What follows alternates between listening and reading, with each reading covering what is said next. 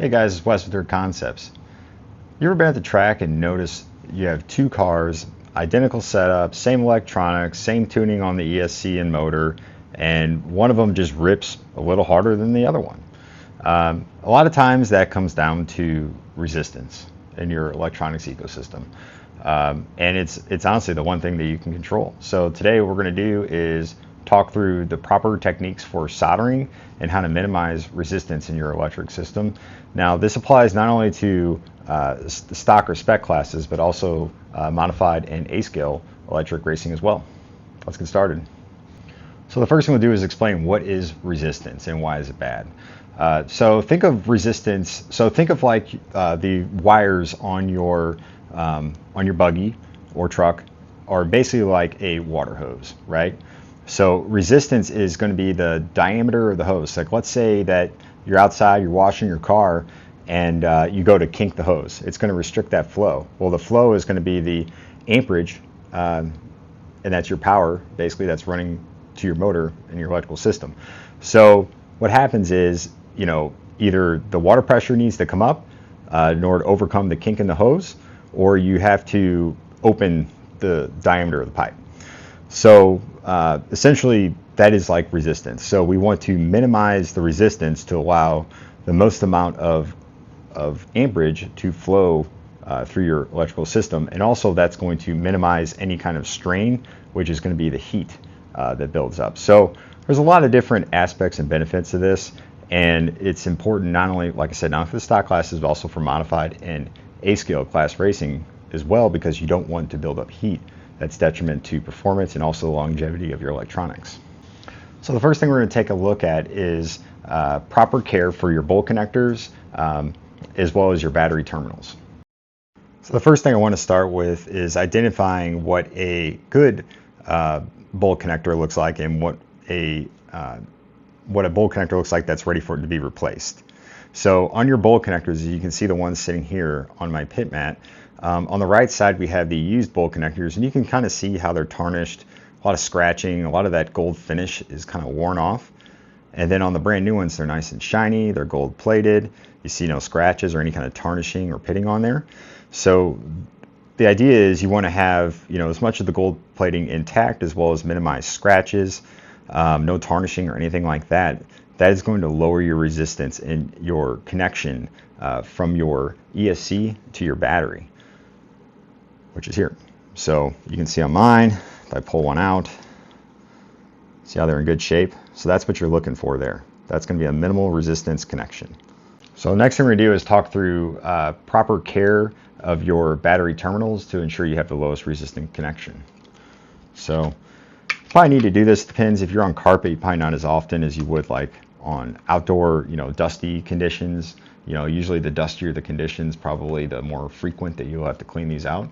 What I like to do is just use a cotton Q-tip and some isopropyl rubbing alcohol. And what I will do is just get a little bit on there. Whoopsies. And from there, what I'll do is I'll stick the cotton swab in there and just kind of twist it and look at it. So you can see you got a little bit of black stuff on there. So that's something, that's really what you're looking for. You want to make sure you use the clean side of the cotton swab afterwards. Clean out that terminal, look for any more kind of grossness on there. I'll go ahead and clean the other side. Yeah, there is a little bit in there. So, for carpet, like I said, you're not going to find a lot of material in there or residue.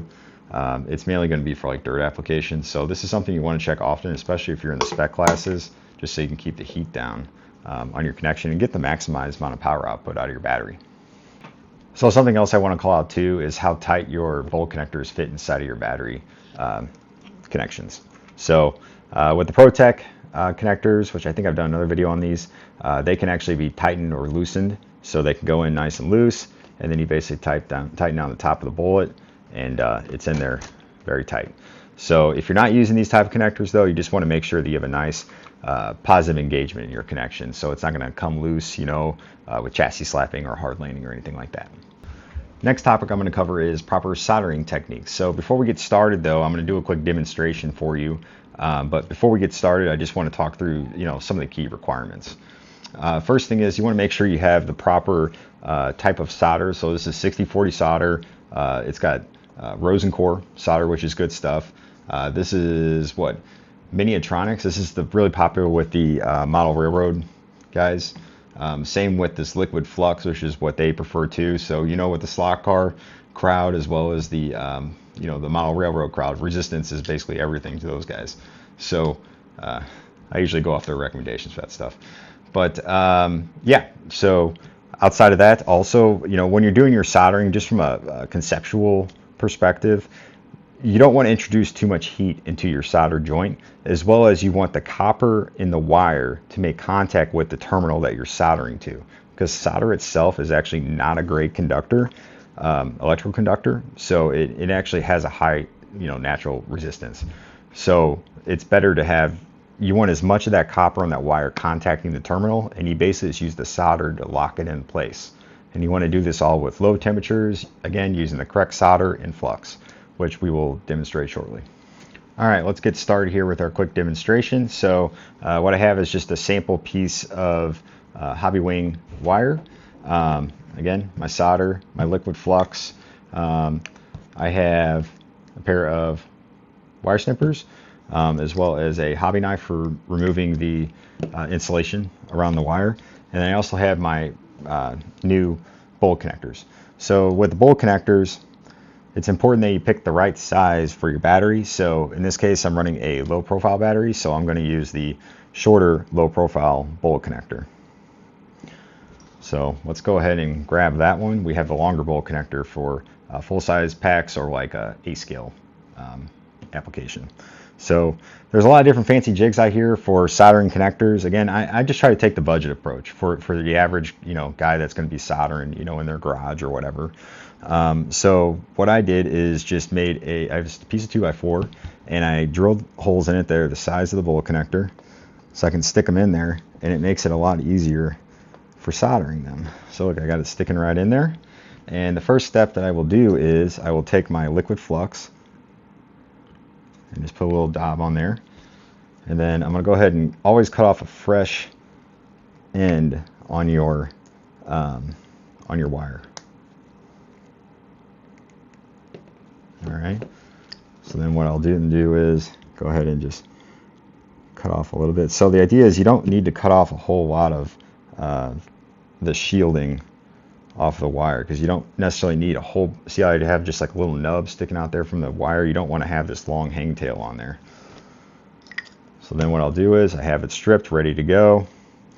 I'll go ahead and put a little bit of liquid flux in there. There we go. And then what I'll do is pre-tin both the connector as well as the end of the wire with my solder.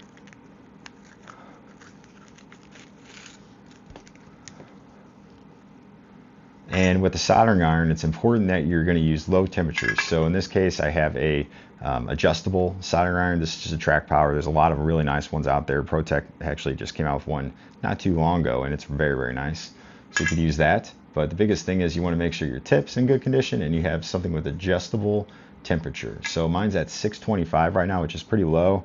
You probably could get it down to 600 for some of the thinner gauge wire. I think this is actually 12 gauge wire though, so I'm going to go with 625. So you don't need to use a lot of solder. What I do is always pre-tin the tip of the soldering iron, and I'll just transfer it then from my soldering iron to my bolt connector and just fill it up. You don't want to fill it up completely, just have it to where, if you can see in the video, it's just barely under the edges of the connector, which is perfect.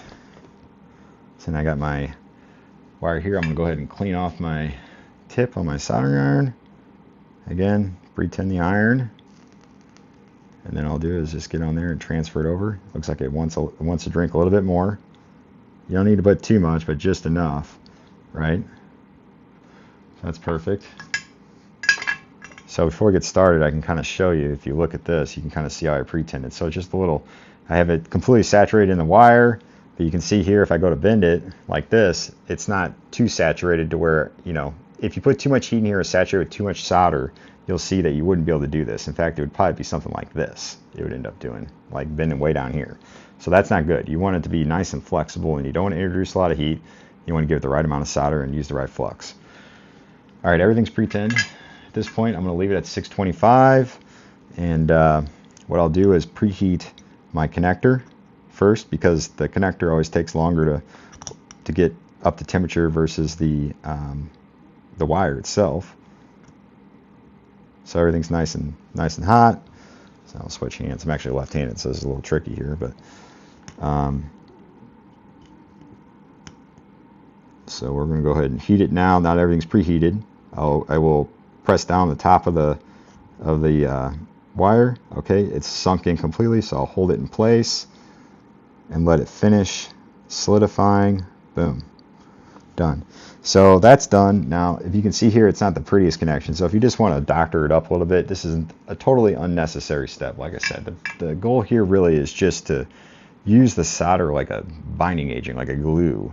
You know, your actual resistance is the lowest with the terminals on the wire touching the top of your connector, or if you solder to the top of the motor tabs. So if you do want it to look nice, like some of these pro builds though, what you can do is just take a really light amount of solder here, hold your cable, and then you can kind of doctor it in a little bit. So that one wants even more. I didn't put enough. But you get the idea. Again, this is an optional step, but it just makes it so it looks pretty. Yeah, it looks nice. There we go, perfect. Perfect. Nice strong solder joint. It's still pretty hot. There it is. That's how you do it right there. You get a nice, pretty looking solder, really strong, low resistance, super easy. You don't need expensive stuff. You don't have to use a lot of solder. You know, you don't have to put a lot of heat in it, only just as much as you need. So yeah, so hope this helps. All right, let's wrap this thing up. So the big takeaways are, you know, if you want to maximize the power out of your electrical system in your race car, you want to minimize the resistance. And this is especially important in spec classes, but it's also important for modified and A-scale classes too. You want to check your solder joints. You want to make sure that your copper is touching the terminal. You want to make sure that your battery connectors are not tarnished. You want to make sure that your battery terminals are clean. And you want to use the proper equipment for when you're soldering. You know, use the right solder, use the right flux, use the right wire for the application. You know, for spec classes, you're going to run usually 12, maybe 13 gauge wire in some applications. For A-scale, for example, you use 12 gauge wire. So using too thin a wire can increase the amount of resistance, you know, in your electrical system. Yeah, you want to use the right connectors as well. So if you have any questions, drop a comment below. Hope you guys enjoyed this video. We'll see you on the next one. Thanks.